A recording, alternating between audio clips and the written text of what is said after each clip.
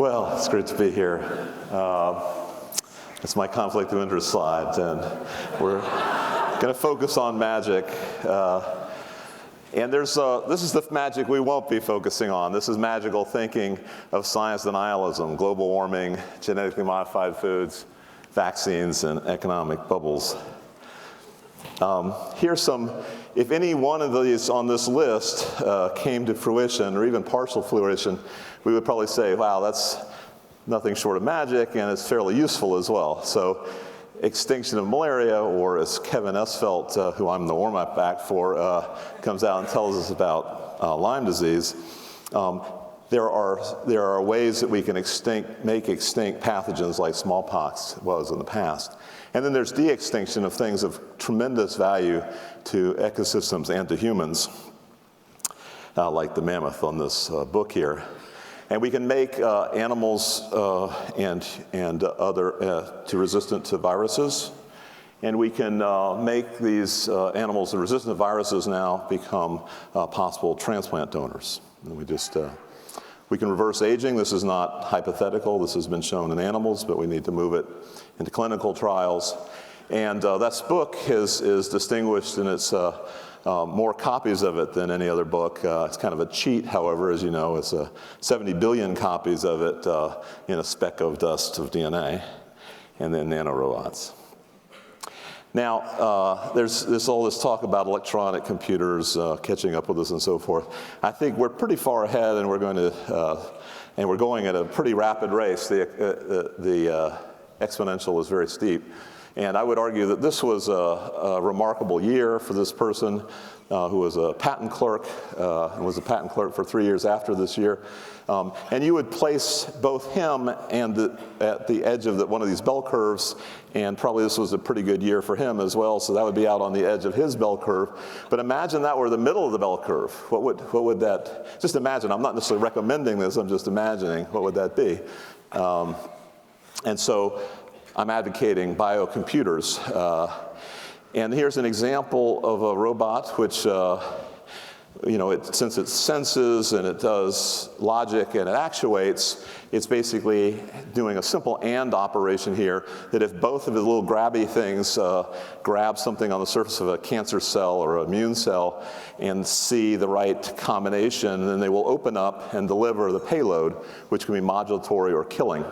And you can see this killing curve data in the lower right, where you actually have a very interesting axis there that I haven't seen before, which is concentration of robots in nanomolar. I thought that was a lot of fun. And then here's another kind of robot, which are these genome editing, which hopefully many of you have heard of. Genome editing, what they do is they sense the DNA, where to bind, and then they will perform some logic. Is this really the right site?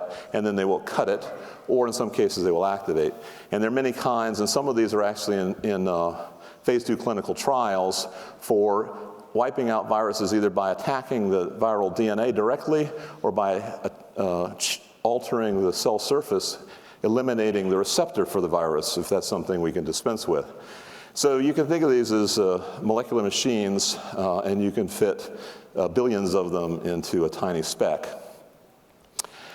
We have used these molecular machines, the CRISPR machine that I just mentioned, that will cut in a particular place. It basically acts by going throughout the genome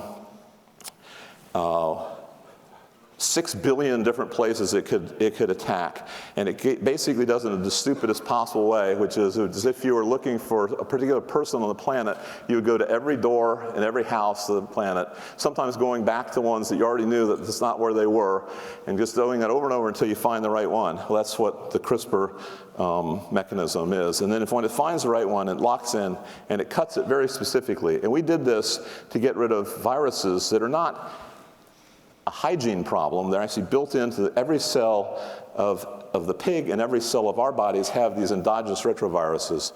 And this was a billion-dollar showstopper in this industry for many years. And so we're humanizing the pigs, and one of the first things we did was we eliminated the 62 porcine endogenous retroviruses. And the objective here is fairly high impact magic here, which is millions of heart failures, kidney failures, liver, lungs, blindness, and so on. And making them safer is just part of it. For viruses, also the immune system. Now, we're replacing many of the ways that we interact with cancer and diseases in developed nations, especially where 90% of us will die of age-related diseases, is by focusing on the consequences of aging rather than the causes. But there's a growing number of ways that have been demonstrated, usually in fairly simple model organisms like worms and flies, but now are making their way up into mouse and higher organisms for reversing aging, not just extending longevity. So some of these live 2 to 10 times longer than their litter mates or their siblings. And you can look through the world and find organisms that live very long times, 405 years for this clam and over 200 years for the bowhead whale. And we've sequenced some of these extreme ones. And even within a species, you'll have extreme ones. Like here's 4 supercentenarians that live over 110 years. And the take-home here, in brief, is not that you have to drink and eat and smoke to excess, but that there might be something interesting about them. But our goal is not to be really, really old for a long time. It's to reverse aging. That's the goal. And here's an example, an experiment done by my close colleague and co-author, Amy Wagers, and other laboratories, where you can essentially sew together old and young mice. And the old mice get a huge benefit out of this, and the young mice are not too wild about it.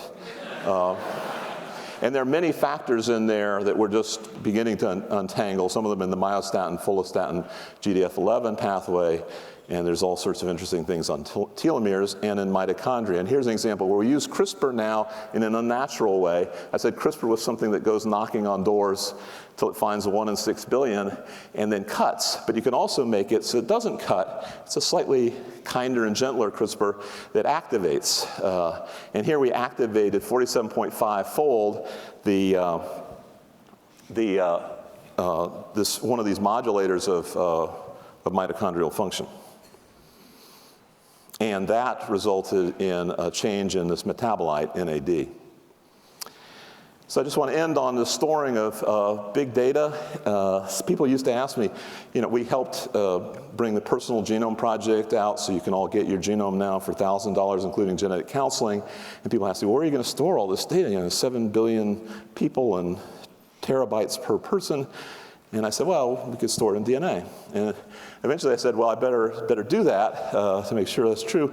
And so I stored that book that I showed earlier on, where the A's and C's are zeros and G's and T's are 1. And then had Stephen Hawking it for me on TV. And then he proceeded to try to eat 20 million of the 70 billion copies.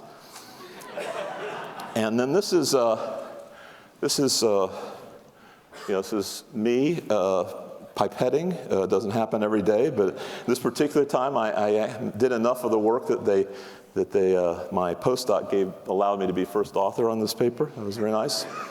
And now we're scaling it up with the help of Technicolor.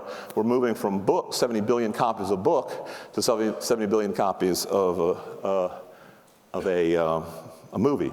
High value movies need to be archived, and that's what Technicolor is in the business of. So without further ado, I'd like to introduce Kevin Esvelt. Like I say, I'm the warm-up act, and he will touch on extinction of malaria, but really, I think he's going to talk about extinction of Lyme disease, which I know is something extremely near and dear to heart to many of my friends. So, Kevin.